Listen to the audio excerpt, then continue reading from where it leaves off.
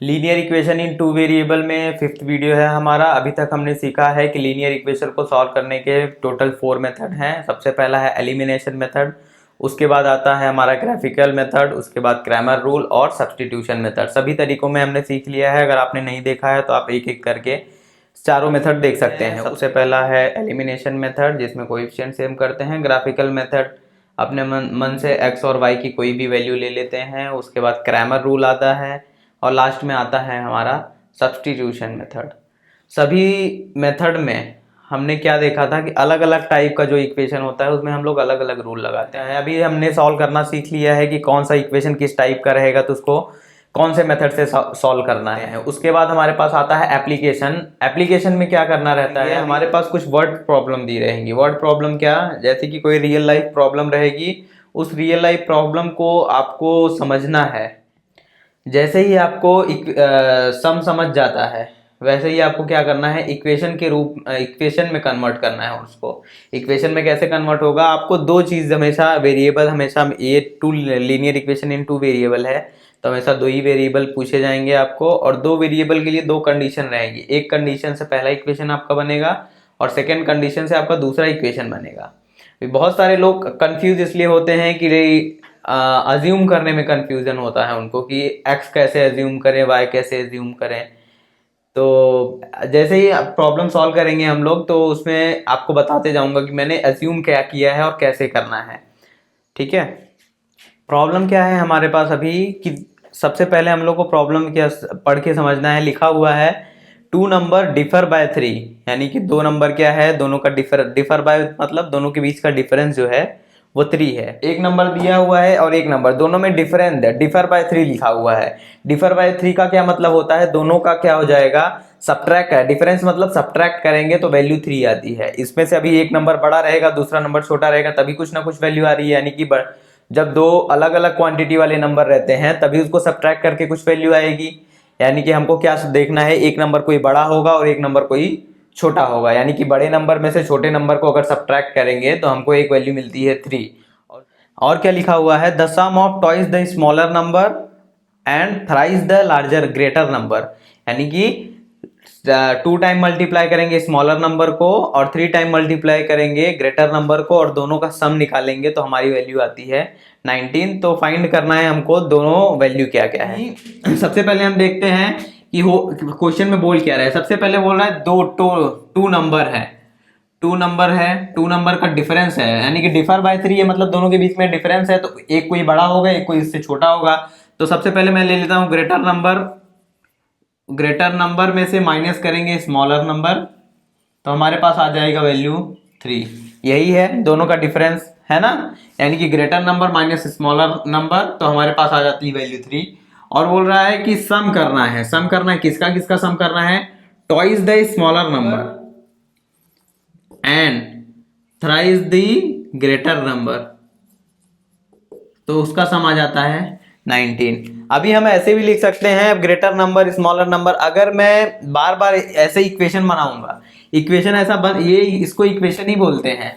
अब ऐसा मत सोचना जिसमें एक्स और वाई रहेगा वही इक्वेशन होता है, ये भी दो वैल्यू है और राइट हैंड साइड में दो वैल्यू को इक्वेट कर रहा है। इधर वैल्यू है कोई, इधर कोई और वैल्यू है, दोनों को इक्वल के साइन से क्या रिलेशन दिखाया गया है ना, तो इसी को बोलते हैं इक्वेशन। अभी ये भी इक्वेशन है और ये भी इक्वेशन है, लेकिन अभी आपको मैथ्स करना है तो ऐसा इतना स्मॉलर नंबर ग्रेटर नंबर बार बार लिखने की जगह अगर किसी एक नंबर को मैं x अज्यूम कर लेता हूं और किसी एक नंबर को कर लेता हूं y, समझ लो ग्रेटर नंबर को x किया और स्मॉलर नंबर को y, तो मेरा इक्वेशन टाइप का बन जाएगा, देख रहे हो। तो x minus y is equal to 3, ये देखो इक्वेशन बन गया तुरंत।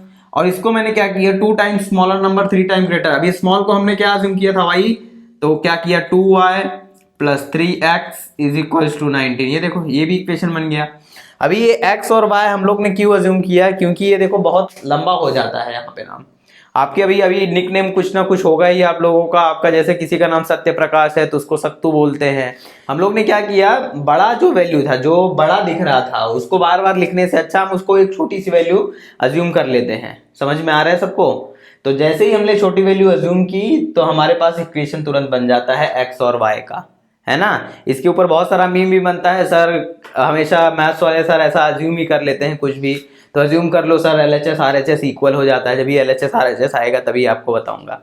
तो ऐसा नहीं होता है कि हमको अज्यूम कुछ भी कर लेना है। अज्यूम हम जब भी करते हैं तो हमको पता रहना चाहिए कि हमारे पास क्या अज्यूम करना है और क्यों अज्यूम करना है। समझ में आ रहा है यहाँ तक? अभी हम अपने क्वेश्चन की तरफ बढ़ते हैं। क्वेश्चन में लिखा है कि 2 नंबर इज डिफर बाय 3। तो सबसे पहले मैं अभी ये समझ गया ना आपको अज्यूम क्या करना है, तो मैं अज्यूम कर देता हूँ let x be the greater number. आपको क्वेश्चन देख के तुरंत समझना है। And y be the smaller number. समझ गया कैसे मैंने x को अज्यूम किया, कैसे y को अज्यूम किया? आप ऐसा समझ सकते हो वैल्यू हमारी भले वही है, ग्रेटर और स्मॉलर इतना बड़ा बड़ा लिखने से अच्छा मैं x और y लिख देता हूँ। बाद में उसको मैं बता दूंगा, लास्ट में आते आते बता दूंगा। जैसे आपको किसी फंक्शन में आपको किसी का नाम बार बार बताना पड़ रहा है, तो बार बार आप शॉर्ट फॉर्म यूज कर सकते हो, लास्ट में बता सकते हो। पहले भी आपको क्वेश्चन देख के ही समझा था कि इसका क्या मतलब है, और लास्ट में भी आपको बताना है कि इसका x का मतलब क्या है और y का मतलब क्या है। यहाँ तक समझा है आपको? तो नेक्स्ट देखते हैं, let x be the greater number and y be the smaller number. ठीक है, अभी हमेशा जब भी डिफरेंस रहेगा तो ग्रेटर में से स्मॉलर को ही माइनस करेंगे। तो फ्रॉम फर्स्ट कंडीशन हमको क्या मिल जाएगा? पहला इक्वेशन मिलेगा from first condition x minus y is equal to क्या है? 3 है ना। यानी कि पहला कंडीशन हमको मिल गया है x minus y is equal to 3। अभी दूसरी कंडीशन क्या है? फ्रॉम सेकेंड कंडीशन हमको सेकेंड इक्वेशन मिलेगा।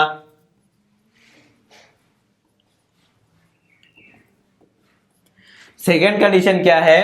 ट्वाइस द स्मॉलर नंबर, यानी स्मॉलर नंबर को ट्वाइस करो और ग्रेटर नंबर को थ्राइस करो। यानी कि 2 से ट्वाइस करना मतलब 2 से मल्टीप्लाई करना, और थ्राइस करना मतलब 3 से मल्टीप्लाई करना, और दोनों के सम को ऐड कर देना, यानी ट्वाइस द स्मॉलर नंबर और thrice the greater number. Sum of क्या करेंगे? Twice the smaller number. Smaller number क्या है? 2y है, तो 2 को मल्टीप्लाई कर देंगे y, twice the smaller number हो गया, और thrice the greater number, 3 multiply कर दिया, और इनका सम जो है हमारा है 19। तो इसको मैं सॉल्व करूंगा। 3x वाले टर्म को पहले रखूंगा क्योंकि यहाँ पे भी x वाला टर्म पहले है, तो क्या करूंगा? 3x plus 2y is equal to 19।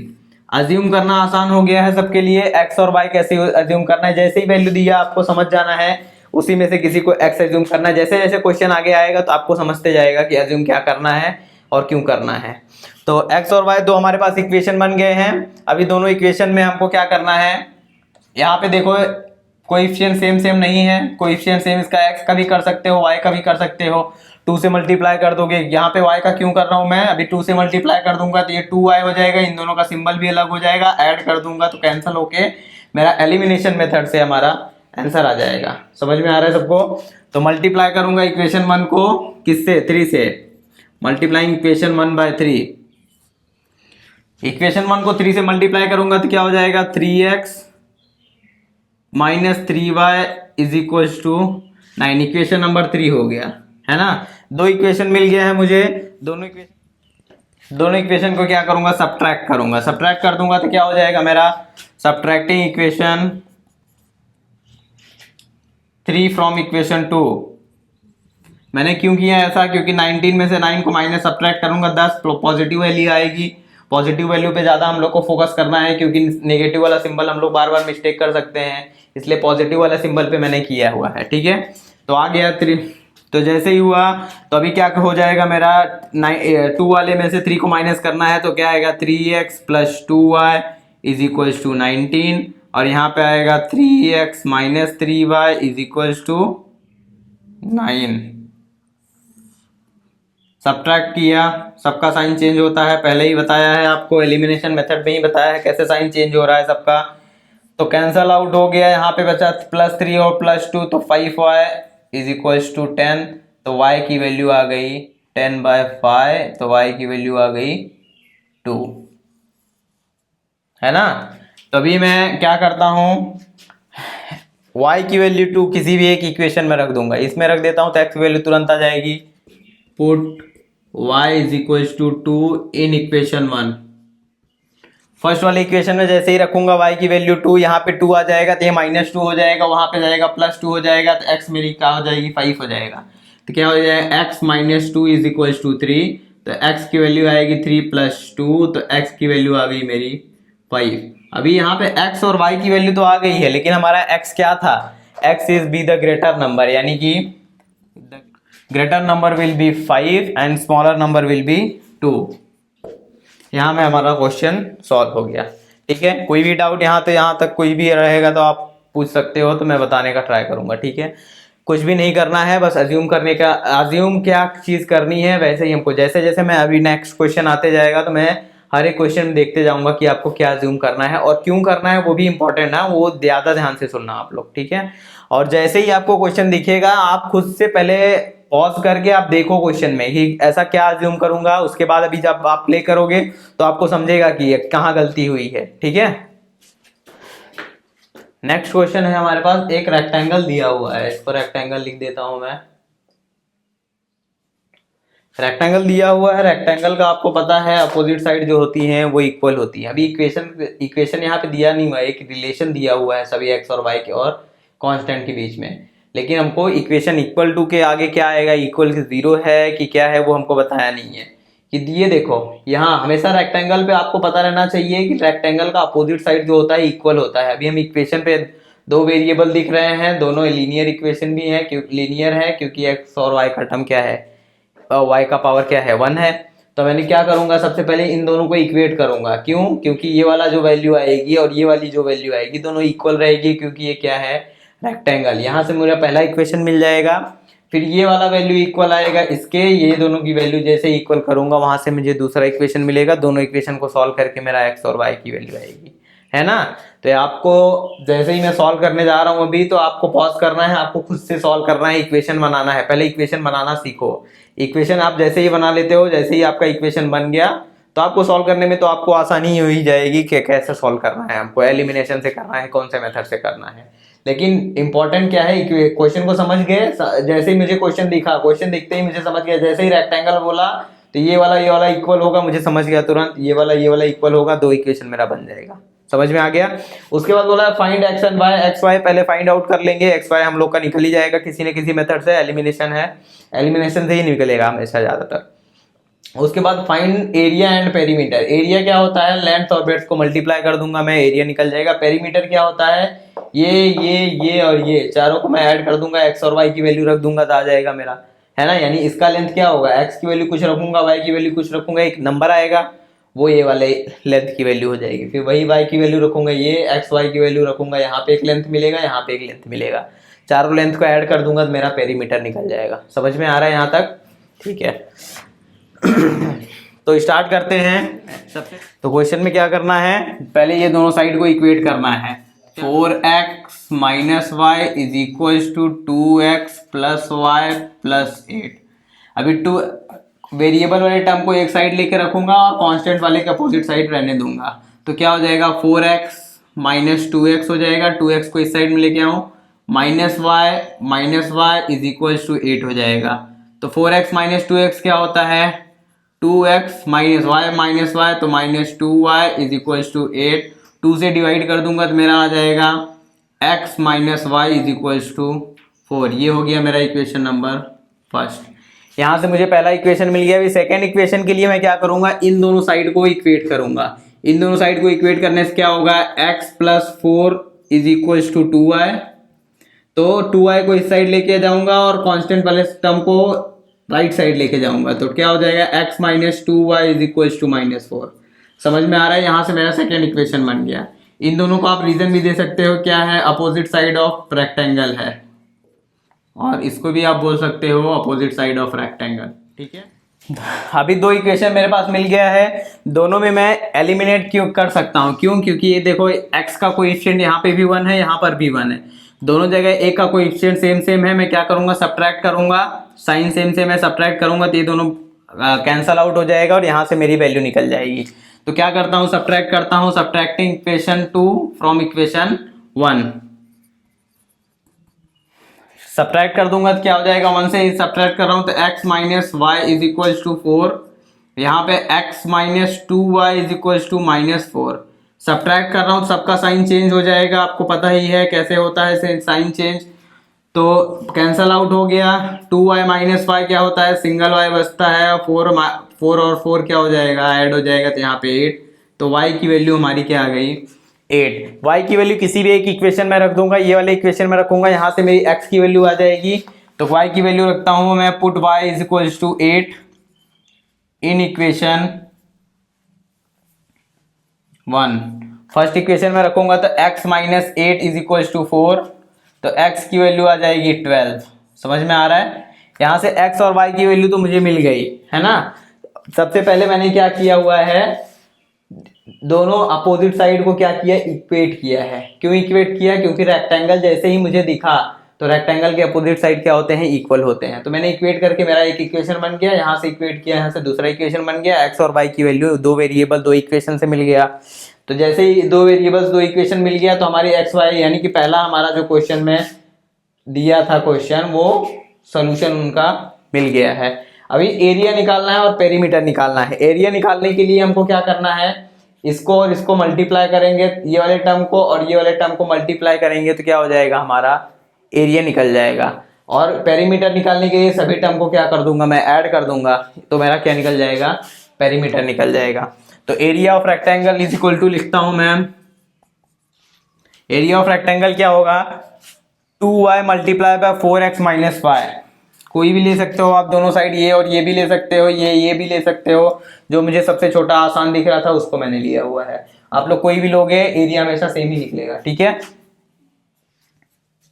2y को मल्टीप्लाई कर दूंगा मैं किससे, 4x माइनस वाई से, 4x माइनस वाई। तो 2 मल्टीप्लाई बाय y की वैल्यू कितनी है मेरी, 8 है, और 4 मल्टीप्लाई बाय x की वैल्यू मेरी कितनी है, 12, माइनस y की वैल्यू कितनी है, 8। ठीक है, यहां से हो गया 16 मल्टीप्लाई बाय 4, 12 4 जा 48 माइनस 8, क्या हो जाएगा, 16 मल्टीप्लाई बाय 48 माइनस 8 40। तो 16 का मल्टीप्लाई करेंगे, 16 4 जा 64, यानी 640। एरिया ऑफ रेक्टेंगल हम लोग का निकल गया क्या, 640 यूनिट। ठीक है, कोई यूनिट नहीं दिया हुआ है, मीटर सेंटीमीटर कुछ दिया हुआ नहीं है, तो मैं क्या करूंगा, यूनिट लिख सकता हूं। जब भी यहाँ पे मीटर या सेंटीमीटर दिया रहेगा तो आपको मीटर या सेंटीमीटर लिखना है। ठीक है, एरिया निकल गया, एक्स और वाई की वैल्यू निकल गई, बचा है मेरे पास क्या, पेरीमीटर निकालना बाकी है। Perimeter of rectangle, perimeter of rectangle क्या कर सकता हूं, इसको 2 से मल्टीप्लाई कर सकता हूं, प्लस इसको 2 से मल्टीप्लाई कर दूंगा, यानी कि 2 इंटू एक्स प्लस वाई होता है ना, 2 इंटू लेंथ इंटू ब्रेथ होता है ना, यानी कि 2 इंटू लेंथ इंटू ब्रेथ करूंगा तो लेंथ जो मेरे को सबसे आसान दिखेगा वो, और ब्रेथ जो सबसे आसान दिखेगा वो। समझ में आ रहा है ना मैंने ऐसा क्यों किया है। या तो चारों को ऐड भी कर सकते हो, लेकिन चारों में दो ही तो है, ये वाला एक ही है, ये और ये एक ही है, ये वाला और ये वाला एक ही है, तो जो आसान दिख रहा है उसको 2 से मल्टीप्लाई कर दो। ठीक है, समझ में आ रहा है ना। 2 इंटू लेंथ इंटू ब्रेथ लिख सकता हूँ, लेंथ प्लस ब्रेथ, तो क्या हो जाएगा मेरा पेरीमीटर, 2 मल्टीप्लाई बाय लेंथ मेरा कितना है 2y, और ब्रेथ मेरा कितना है 4x माइनस वाई, है ना। तो 2 multiply by 2y minus y, तो y प्लस 4x, तो 2 मल्टीप्लाई बाय y कितनी, y की वैल्यू मेरी आई है 8, और 4 इंटू मल्टीप्लाई बाय x की वैल्यू आई है मेरी 12।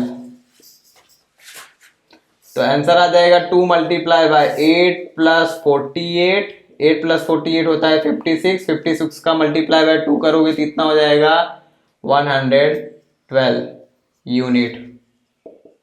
यानी कि पेरीमीटर हमारा क्या निकल जाएगा, perimeter of a rectangle is 112 unit. हमारे पास निकल गया पेरीमीटर, हमारे पास निकल गया एरिया, हमारे पास निकल गया एक्स और वाई। क्वेश्चन हमारा हो गया है सॉल्व। ठीक है, क्वेश्चन नंबर 3 हमारा है the sum of father's age and twice of his son's age, यानी कि द सम ऑफ लिखा है, यानी कि सबसे पहले सम करना है। किसका क्या क्या क्या सम करना है? फादर से इसको पहले लेना है और सन का एज जो है उसको 2 से मल्टीप्लाई करना है। यानी कि हमारा क्या करना है, सबसे पहले हमको फादर का एज और बच्चे का एज, दोनों का एज को सम करना है। इतना कॉन्सेप्ट समझ गया है? दोनों के एज को सम करूंगा, लेकिन सम ऐसे डायरेक्ट नहीं करना है उसकी वैल्यू प्लस। फादर का एज तो जैसा था वैसा ही सम करना है, लेकिन जो उसका सन है उसके एज का ट्वाइस करना है, प्लस करना है उसके बाद। यानी कि अगर मैं फादर के एज को एक को ही एज्यूम कर लूंगा ऐसा, यानी कि ऐसा समझ सकते हो, एज ऑफ फादर, यानी कि एज ऑफ फादर की जगह मैं फादर लिख देता हूं, ठीक है, प्लस एज ऑफ सन को मैं क्या लिख देता हूं, सन, इज इक्वल टू सन का फादर का एज और 2 से मल्टीप्लाई करना है सन का एज, तो मेरा कितना हो जाएगा, 70 हो जाएगा। समझ रहा है सबको? यानी कि दोनों का एज का सम करने पे 70 हो जाएगा। अगर मैं इसमें से किसी को एक्स और वाई ले लूंगा, अज्यूम करना आसान है ना। अभी फादर और सन बार बार लिखने से अच्छा है मैं फादर की जगह पे एक वैल्यू अज्यूम कर लूं हमेशा एक्स, और सन की जगह हमेशा वाई, तो मेरा क्या हो जाएगा, इक्वेशन बन जाएगा। जैसे इक्वेशन बना मैं सॉल्व कर लूंगा। एज ऑफ फादर और एज ऑफ सन हम लोग को मिल गया है, यानी कि पहला इक्वेशन वहां से मिल जाएगा। सेकंड हम लोग का कंडीशन क्या लिखा हुआ है, if the age of father is doubled, यानी कि फादर का एज को मल्टीप्लाई 2 से कर दोगे, उसके बाद उसका सम करोगे सन के एज से, तो उसका वैल्यू आता है 95। इसका मतलब समझ गया है अभी हमको कि फादर का एज और ट्वाइस ऑफ सन का एज करूंगा तो मेरा आंसर 70 आ रहा है, और फादर का एज डबल कर रहा हूं और सन का एज ऐड कर रहा हूं तो आंसर 95 आ रहा है। समझ रहा है ना इक्वेशन कैसे बनेगा? एक को मैं एक्स ले लेता हूं, एक को वाई अज्यूम कर लेता हूं, दोनों से मेरा 2 इक्वेशन बनेगा दोनों कंडीशन से। जैसे ही दोनों इक्वेशन 2 कंडीशन बना हम सॉल्व कर लेंगे। समझना बहुत ज्यादा इंपॉर्टेंट। जैसे ही आप समझ जाते हो, अभी आप समझ गए हो, तो आप एक वैल्यू एक्स और वाई अज्यूम करो और वीडियो को पॉज करके वहां पे आप सॉल्व करने की ट्राई करो। सॉल्व कर जैसे ही हो जाता है, आप अगर एक बार आप समझ गए हो तो आपको बार बार देखने की जरूरत नहीं पड़ेगी। 2-3 बार कभी कभी ऐसा क्वेश्चन रिपीट करोगे, आप अपने मन में ही सॉल्व करो कि क्या किसको क्या जूम करूंगा कैसा। बाद में कैलकुलेशन मिस्टेक आएगी तो उसके लिए थोड़ी बहुत प्रैक्टिस लगेगी, लेकिन आपको सम समझना बहुत ज्यादा इंपॉर्टेंट है। तो सबसे पहले हम लोग लेते हैं let X be the age of father and Y be the age of son. ऐसा मैंने क्यों लिया समझ गया ना, क्योंकि बार बार मैं फादर और सन नहीं लिखना चाहता, इसलिए मैं क्या करूंगा, let X be the age of father and Y be the age of son. दोनों का एज ले लिया। सबसे पहले कंडीशन क्या है, from condition number 1, first condition से क्या पता चलता है हमको,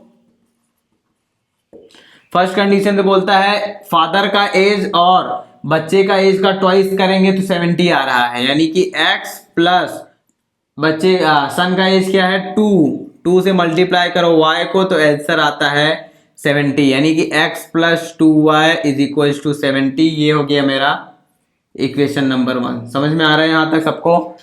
सबसे पहले मैंने कंडीशन क्या है, कंडीशन समझ में आई है आप लोग को? जैसे ही कंडीशन आती है तो हमारा एक इक्वेशन बन गया। फ्रॉम सेकेंड कंडीशन हमारी क्या मिलती है, double the age of father, यानी कि फादर के एज को डबल कर दो। फादर को एज को क्या किया, डबल कर दिया, यानी कि फादर का एज क्या है तो 2x हो जाएगा, 2 को मल्टीप्लाई करूंगा, उसके बाद उसको सन के एज से ऐड करोगे तो 95 आंसर आता है। ये मेरा इक्वेशन नंबर 2 बन गया है ना। अभी इक्वेशन 1 और 2 में देखो मेरे पास कुछ दिख नहीं रहा है, किसी का कोएफिशिएंट सेम नहीं दिख रहा है, यानी कि मैं कोएफिशिएंट सेम करूंगा। कोएफिशिएंट सेम करने के लिए क्या करूंगा, इक्वेशन 1 को 2 से मल्टीप्लाई कर देता हूं। मल्टीप्लाइंग इक्वेशन 1/2, क्यों 2 से मल्टीप्लाई करूंगा, क्योंकि यहां मेरा 2x हो जाएगा, तो 2x और 2x को मैं सब्ट्रैक्ट कर दूंगा। सब्ट्रैक्ट करने के बाद यहाँ 0 हो जाएगा। क्यों कर रहा हूँ पता चल रहा है ना आप लोग को? 0 हो जाएगा तो y की वैल्यू कुछ ना कुछ हमारी आ जाएगी, तो उसके बाद x की वैल्यू रखेंगे तो x की भी वैल्यू आ जाएगी। तो क्या कर रहा हूँ, मल्टीप्लाई इक्वेशन 1/2।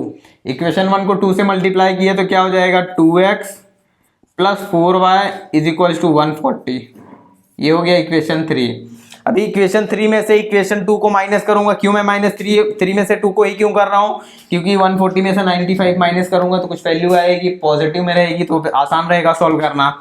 तो सब्ट्रैक्टिंग इक्वेशन 2 फ्रॉम इक्वेशन 3 से क्या करूंगा, सब्ट्रैक्ट किया तो क्या आ जाएगा मेरा, 2x plus 4y is equal to 140 है, और 2x plus y is equal to 95 है ना। सब्ट्रैक्ट करूंगा, सबका साइन चेंज होगा, 2x से कैंसल आउट हो गया, 3y इज इक्वल टू 45, तो y की वैल्यू आ जाएगी 15, यानी कि सन की एज हमारी क्या आ गई 15। समझ में आ रहा है सबको। अभी वैसे ही y की वैल्यू किसी भी एक इक्वेशन में रखूंगा मैं, x की वैल्यू आ जाएगी। इसमें क्यों रख रहा हूं, क्योंकि x अकेला दिख रहा है, बाद में डिवाइड नहीं करना पड़ेगा, 2 से मल्टीप्लाई कर दो। तो put y is equal to 15 in equation 1। क्यों मैं 1 में रख रहा हूं, क्योंकि यहां से मेरा 2 मल्टीप्लाई हो जाएगा, उसको उस साइड लेके किसी भी एक इक्वेशन में रखोगे आपका आंसर वही आएगा। जो मुझे सबसे आसान तरीका दिखता है वह उसी पे काम करना है हमको। तो आसान तरीका क्या है, यहाँ पे मल्टीप्लाई कर दो, ये वाला इस साइड में जाएगा, तो यानी x की वैल्यू। थोड़ा सा आगे का सोचोगे, 2 स्टेप आगे सोचना है आप लोगों को, खाली 2 स्टेप जैसे ही आगे आप सोचते हो आपका प्रॉब्लम सॉल्व होना स्टार्ट हो जाएगा। अगर आप वही प्रॉब्लम लेके यहीं पे अटके रहोगे, यहाँ पे समझ लो मैं पहुंच गया, इसके बाद यहीं पे हूं, मैं कुछ सोच ही नहीं रहा हूं, तो मेरा x की वैल्यू आएगी कैसे। तो मेरे को समझना है, अभी y की वैल्यू तो निकल गई, मेरे को x की वैल्यू निकालने के लिए किसी एक इक्वेशन में रखना पड़ेगा मुझे। तो x की y की वैल्यू 15 इक्वेशन नंबर 1 पे मैंने रख दी, तो मेरा क्या आ जाएगा, x plus 15 multiply by 2 is equal to 70। तो x plus 30 is equal to 70, तो x की वैल्यू आ गई मेरी 40, यानी कि एज ऑफ फादर